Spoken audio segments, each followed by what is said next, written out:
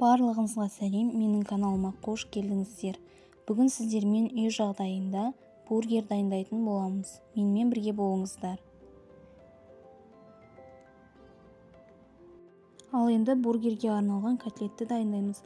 Ол үшін тартылған етті саламыз ыдысымызға.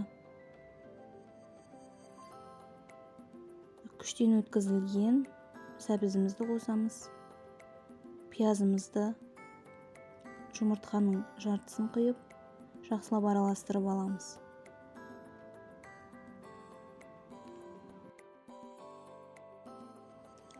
Араластырып болғаннан кейін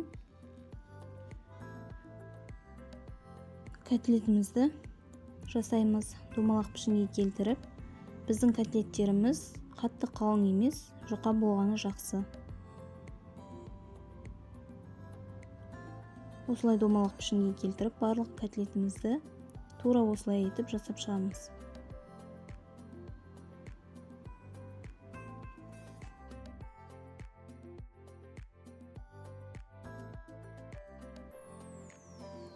Біздің котлеттеріміз дайын. Енді оны қызып тұрған майға екі жағын аунатып, қуырып алатын боламыз.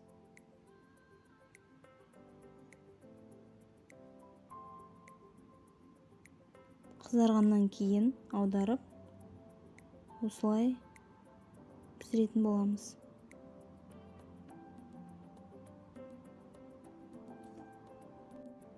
Барлық котлетті осылай дайындап алғаннан кейін біз бургерімізді жинауға кірісетін боламыз.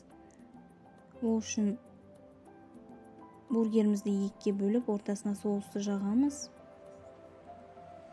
Менің каналымда бургерге арналған тоқаштардың рецепті бар. Төменге ссылкасын қалдырып кететін боламын. Соусымызды жағып болғаннан кейін бургерімізді жинаймыз. Ең алдымен салат жапырағын қоямыз. Оның үстіне қызанақтарды қоямыз.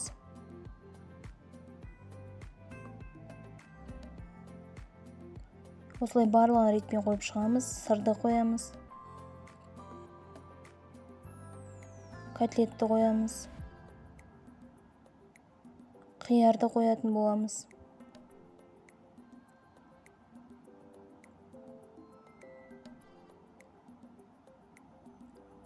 Беткі бөлігіне сырды қойып, тоқашымыздың үстіңгі бөлігін қоятын боламыз. Біздің бургеріміз дайын болды. Өте дәмді әрі жұмсақ болды.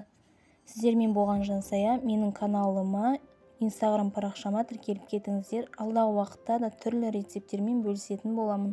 Сау болыңыздар.